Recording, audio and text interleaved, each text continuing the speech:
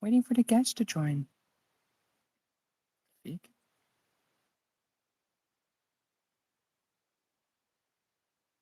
I'm live. I've been live for like the last 40 seconds, apparently. Can you see Oh, there it is. anything? What is it showing? Oh, it's pretty close. It's pretty up to date. Okay. Just flip the camera. Do this. You can sit on the blanket.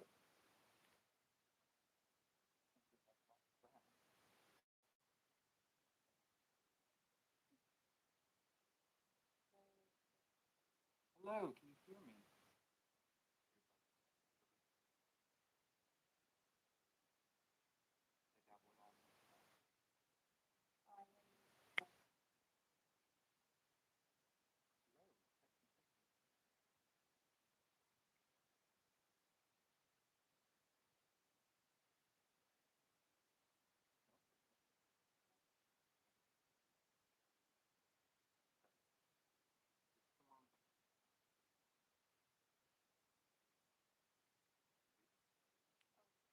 Chat? Wow.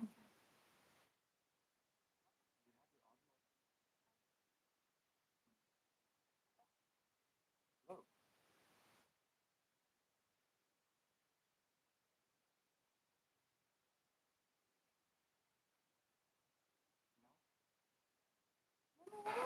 I try bringing it close.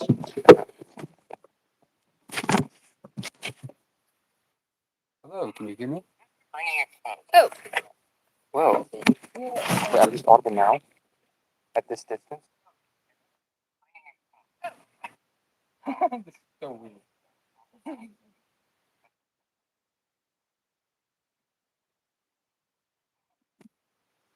okay. You can't. You can't.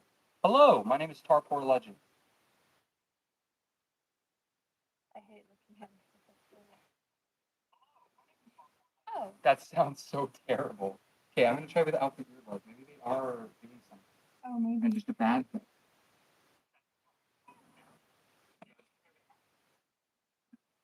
Tina? Hey, chat, can you hear me now? It's good to see Nick Shapandy A416. Yeah, we can be heard fine. I just have to speak up. Okay. Um, guys, for the next couple minutes, this is where we're gonna go ahead and start the video. We are talking about Soulbound Legacy. I'm going to do a very quick explanation of the rules, and then I'm going to do a little bit of a Q&A. Just to begin, wipe off that board. Yeah. So this season of Soulbound is going to be a little bit different. This is the sixth season that I have run, if I'm not counting like a couple one-off seasons, I think. I think this is about the sixth season, but yes, we're calling it Soulbound Legacy, and it is going to have quite a bit of a different twist. Um, why would he say that if he's calling it Legacy? Why wouldn't it just be like Episode 1, Season 1? The big distinction, the reason I'm calling it that is because we're keeping a lot of the factors or returning to form for the overworld in Soulbound Legacy. And then we're doing something that we included in later seasons, which is disabling the Nether. That has been the case since season 4, where we didn't have a Nether, and the world was impacted for the better for that. Hello, GMNG Hack V3. Welcome to the chat. It looks like we have about 13 people here. Hey, I don't know if you guys know about Soulbound at all. This is a Minecraft experience, is what it is. And I would love for anyone who is interested to be able to apply. Just click that. Thank you so much for doing that for me. But there are different teams. There are two main roles in Soulbound. There's the role of people that are Soulbound players, and those are people that have a teammate. And they're given a teammate at the very beginning of the series, and for each Saturday, we're going to be playing Saturday mornings. For each Saturday, they're going to be conjoined with their teammate. What does it mean to be conjoined with your teammate? One takes damage, the other takes damage? Not at all. What it means is if one player in a Soulbound partnership dies, at the start of the next episode, both players become lost souls. It means they don't get to respawn anymore. But there's a bit of a catch, or a way that that curse can be lifted. I'll let you look at the chat. Let me know if anyone says anything of particular interest. If one of the player dies then you can go to a revive pool, which is somewhere in the overworld. I'll go ahead and show like photos of this or like a slideshow, but let's do a bit of a visual. Let's do a bit of a visual chat. We have two main teams, and these are public roles. There are hidden roles and there are public roles. For the Soulbound players, I just realized I was going to start to try writing upside down. I'm not going to do that. Soulbound players are in partnerships. They're together. If one dies, then that person can revive the other player by paying a cost or by using their player head.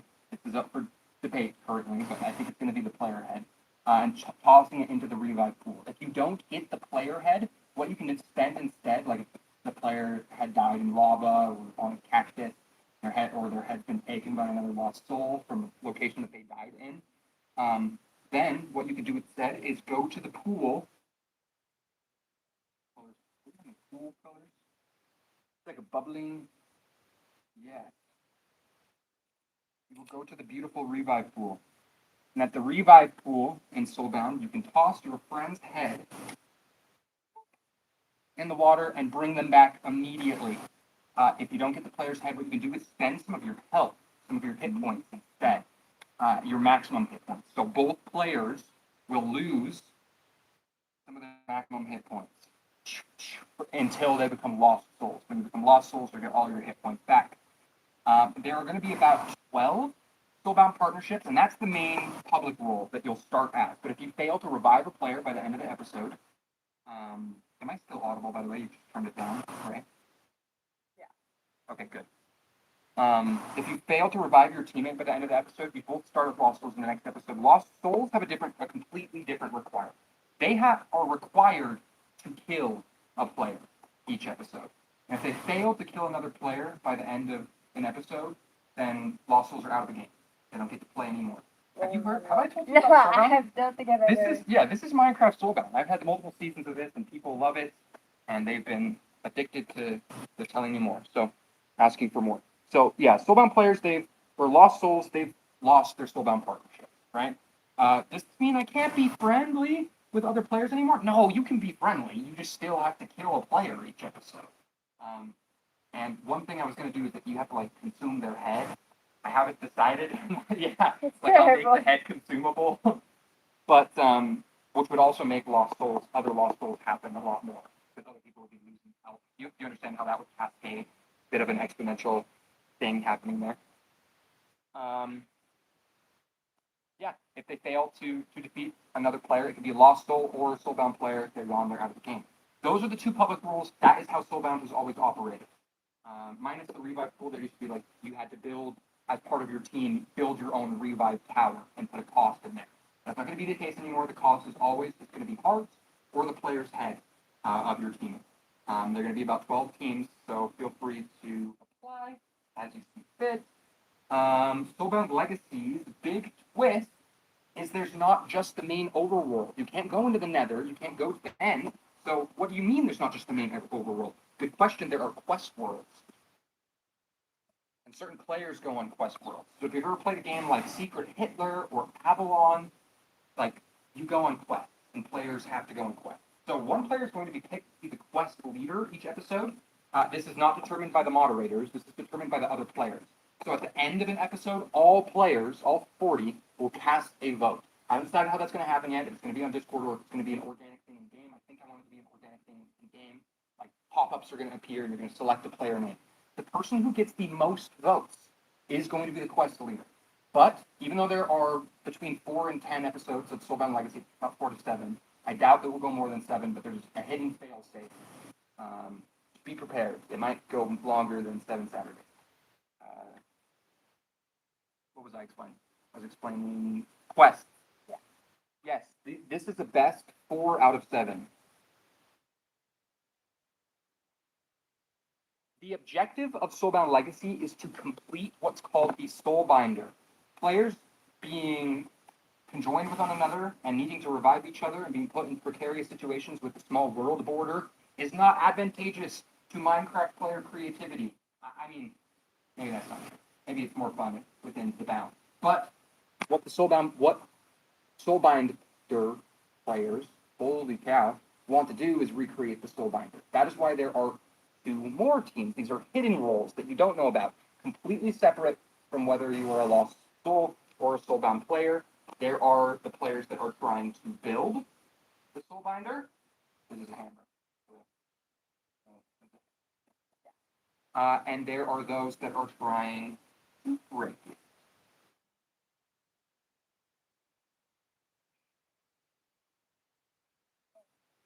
I don't know why it's a broken part. And to stop its creation. So in these quest worlds, what you do in them is going to be very clear. But to complete a quest world successfully, there are multiple ways that they end. A quest leader that has been voted.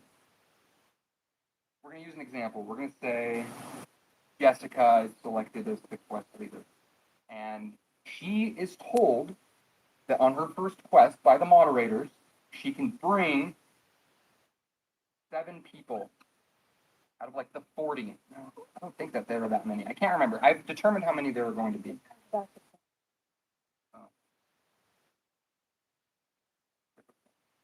What number is that? Oh, What did I just draw? a backwards too.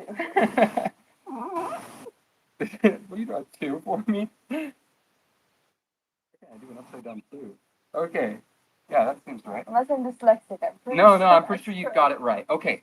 12 people get to go on this quest. So she'll pick 12 of like the 38 to 40 players and make them go on the quest.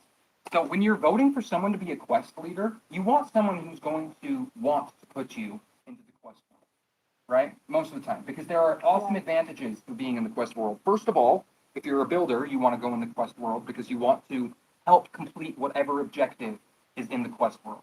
Usually it's going to be collecting something because you're trying to collect pieces in each quest world.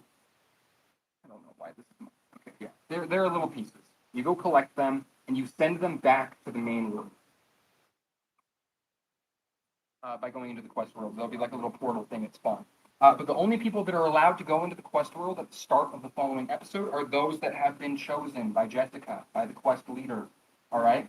And a new quest leader is selected each episode. The quest leader does have to go on the quest. They cannot select someone that is not themselves.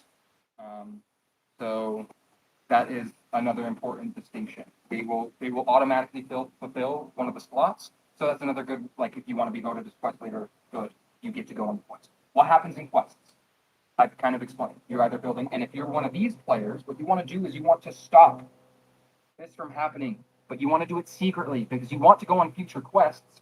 So there are ways to collapse a world early. There are certain fail conditions that you'll be aware of once you join a quest world. For example, let's say that in your quest world you're told to solve puzzles in a maze. All players are like scattered throughout this maze. You have to solve puzzles, and each puzzle that you solve, you'll be given golden nuggets. Throw these golden nuggets into a hopper at the center of the quest world, and once you get a certain amount, the quest world closes. And that contributes as a percentage, like you're filling a percentage for the quest. If you're someone who's trying to interrupt that or stop that, you can make other people's puzzles harder. You could try breaking puzzles. You could try to solve puzzles and then keep the nuggets in your inventory instead of throwing them in the hopper in the middle. There are certain ways to keep it from happening, but there are also ways to force it to close early without everyone collecting the puzzles. And I won't go in depth about how that works, but there might be some like anti-puzzles that people are trying to avoid that like if you solve enough of them, the world will close.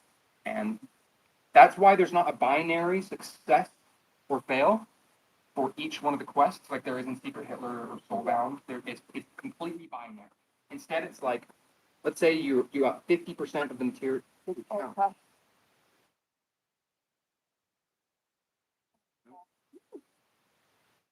Go ahead. Just want a 50%. It's all in black anyways. No, it's right. Yeah. You saw 50% of it, and then once you're back to the real world, first of all, once the quest world closes, you're going to be back. What's everyone else doing while we're on quest worlds? That's a good question. Jessica, do you have any questions? We'll use you as a mock audience. Do you have any questions about quest worlds? How they work? Because there's going to be a big bar for the Soulbinder. So, Let's say it's partially completed. so if they did 50% of this, and then other people canceled it or ended it, Uh-huh. it still has that 50% no matter what. Yes. Okay. Yeah. It does not revert that 50%. So all they're trying to do is get it to close early or to interrupt. Yeah. Because they don't want. Yes. They don't want the Soulbinder to be created. I have a question. Yes. You and your like Soulbound Soulbound partner. Are they the same team? Yeah. No, you could be completely different Well, teams. You could be someone who's trying to prevent the creation of the Soulbinder, and your Soulbound partner could be someone building it, and you do not know. The main reason that that's the case is because, say you found out someone on a team was trying to end a quest early, and you're like, we found you out, we know you're one of the people who, these people all know who each other are, by the way. These do not know who they are, but these know, like, their teammates. They know other people that are trying, so there's a big social deduction. Yeah. And it's about, the percentage, I think, is about 12 people that are 12 to 14. I can't remember. It's written somewhere. I'll let you guys know. You'll know once you're in the game. But yeah, they could be different teams. Because say you find out one person is one or the other, you would know their teammate's identity. And that's a big way to break the social deduction game, ultimately. Yeah. Even after you're like a lost soul, and lost souls are going on quests. By the way, if a lost soul dies in a quest world, the death is not permanent. Deaths in quest worlds are not permanent, and they don't matter at all. All that happens, lost souls can kill other people in quest worlds. In fact, anyone can kill each other in quest worlds. If you kill someone, you're stuck in spectator mode. You are in, or you can just go back to the main world and try to do quests there. So there are objectives inside quest worlds. They'll last about an hour, so about a third of each episode, or an hour and a half, about half of each episode. Haven't quite decided. But there will be a time limit, and if you don't get the 100% by the end of that time, then you're done. Or if no more progress can be made in the quest world, the moderator will close the quest world early, and all players will go back to the main world. All right. Go ahead and erase this. What is happening to the other players? What's happening to the other 28 players that are by themselves in the main overworld, where we build and where we keep our resources? Oh, here's a fun thing. Inside a quest world, every person's going to be bringing a bundle. Anything that you can put in that bundle, like kind of like an ender chest, anything you can put in that bundle, you get to bring back to the real world. So if you put in a Lytra or a Mace or golden apples or certain items that are going to be uncraftable and untainable in the main world of Soulbound, you get to keep them. You could even put quest items if you want, but that's not a like Soulbinder quest items, but that would be disadvantageous if you're a builder and be really suspicious. Because it's like, hey, we needed that to make the Soulbinder, and you stole it instead of building it. Yeah. For the players that are in the these are all like a grove, like a forest. Okay. Like, I don't know, super simple valley or forest or something. This is going to represent the main world. We don't have anyone asking questions, do we? Okay. Okay, good. Well, actually, that does not sound good. But either it's because you guys can't hear me, or none of my subscribers are watching, and it's just people that are swiping through.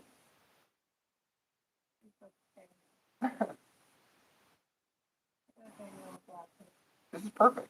They're like little Minecraft broccoli. Hey, here's the main world.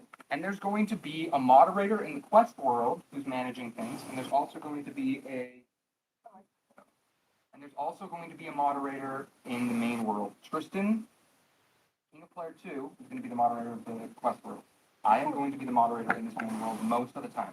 We'll have some times where we swap, probably, depending on the quest world. But Tristan's very excited about the game mechanic of the quest world. In the main world, there are tasks, and these are far more subjective.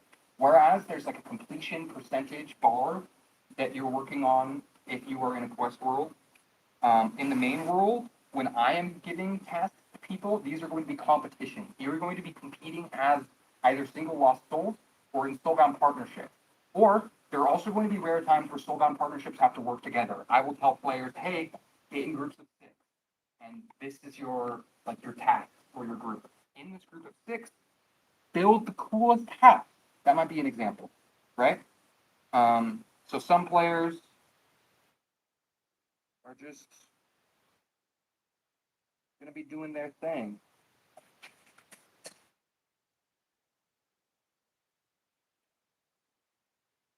Right?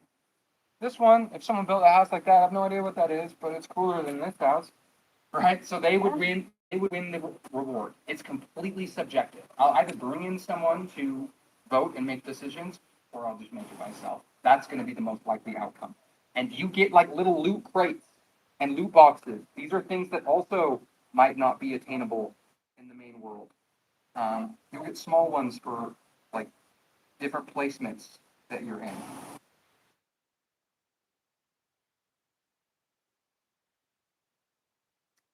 But the reward you get is going to be bigger. These are going to be things that like it's going to be more advantageous to be fulfilling a task and trying to win and out compete your other Soulbound players or Lost Souls or partnerships than it is to be like, oh, hey guys, I'm going to go mine for diamonds for today's episode. You can do that. There's going to be diamonds aplenty. You should get them very quickly. There shouldn't be a lot of grinding because I have prevented max enchantments. I've prevented the creation of bookshelves or anvils. Lots of things that make the game just grindier if you're focused on getting gear so that you can survive. You're going to be stuck with like basically protection 1 and maximum protection 2 if you work really hard through the whole season. And that's just how it's going to be. You'll probably have max gear by episode 1 so that you can focus instead on campaigning, go on quest worlds, or fulfilling these tasks in the main world.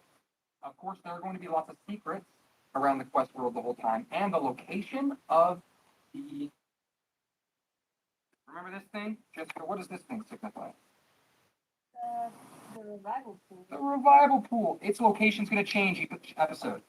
And you're not going to know where it is. So you're going to have to search for it.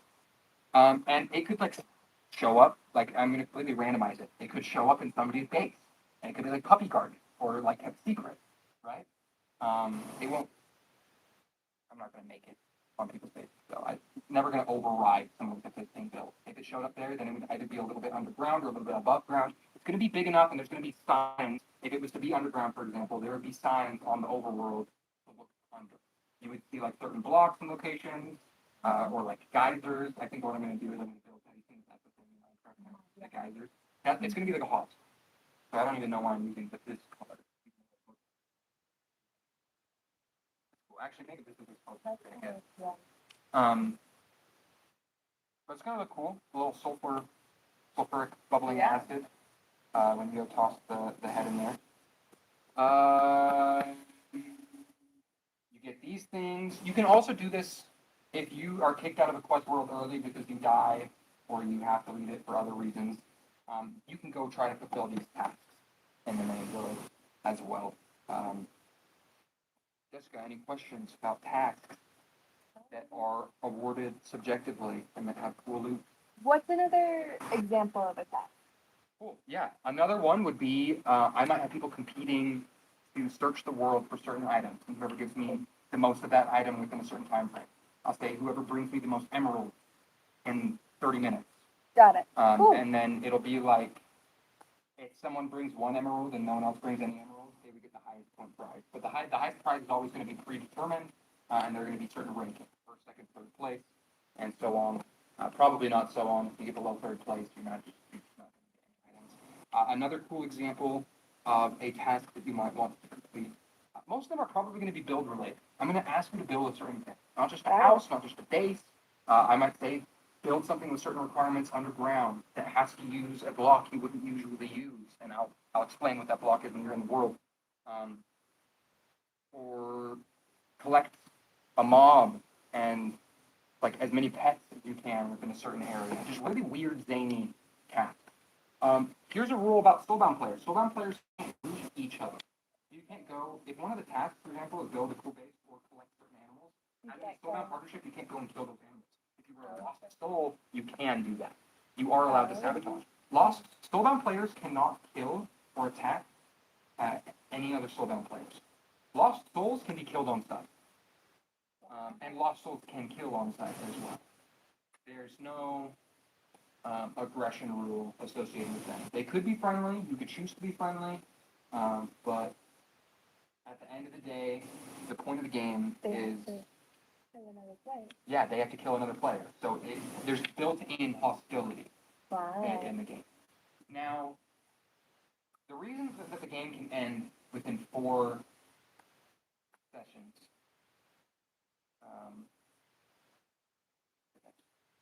The people that are trying to break or prevent the creation of the Soulbinder,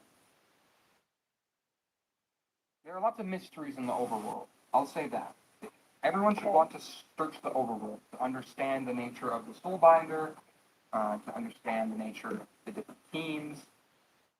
There will be different advantages, hidden places, and new ones might show up each episode, even. Do you have any other questions about example tasks? No, that was great. Those were great examples. Okay, wonderful. Now you know. We have 2 secret teams, and we have 2 public teams that you know about. Lost Souls, I said, they're not necessarily on teams with each other.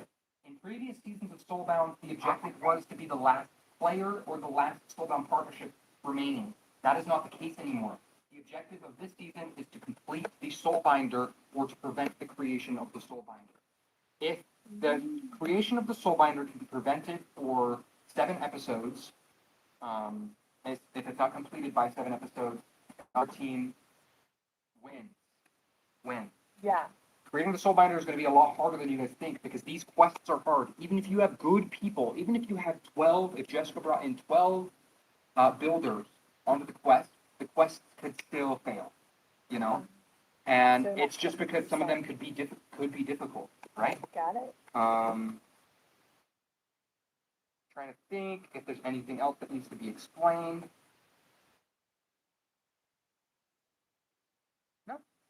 No, I don't think so. Yeah. Welcome to Soulbound Legacy. We are completing tasks and we are doing quests. It's going to be really fun to have a lot of asymmetrical gameplay where some players might have iron armor and an elytra from a quest world where you were racing. Like a quest world, for example, everyone might be granted an elytra and they have to race through a course and like fly through hoops and make it to the end. And a certain number of people are required to like step on pressure plates or something. Or it's going to be like protect a village. That's one quest. That's a bit of a spoiler, but there's a quest that's going to take place within a world, a fictional world I like. I won't say which one, but it's a really popular one that you probably aim towards youth. So if you're familiar with youth dystopian fiction, that's going to be one of these worlds, and you have to protect villagers from these mobs that are going to be coming in. And that's going to be, there's going to be lots of different ways that quests can occur, but all of them are for the effect of creating Soulbinder. Do we have any questions from the chat? How many people are watching? 6.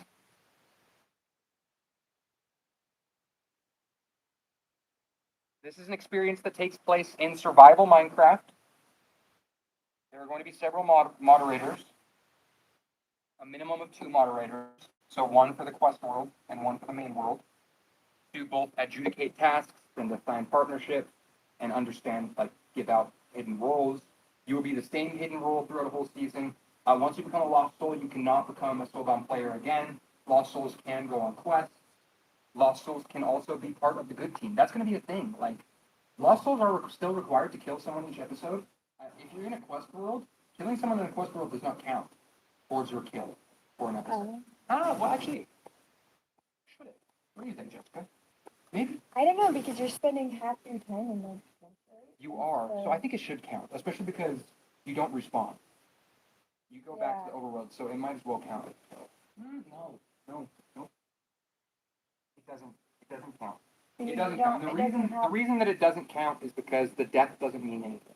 Yeah. It doesn't mean enough. There's not enough of a consequence. So Lost Souls would be too likely to just kill in a quest. Yeah, and then it doesn't really. Exactly. The Lost Souls are meant to affect me more than anything else. Do we have any questions? I don't think we do. Nope. Okay.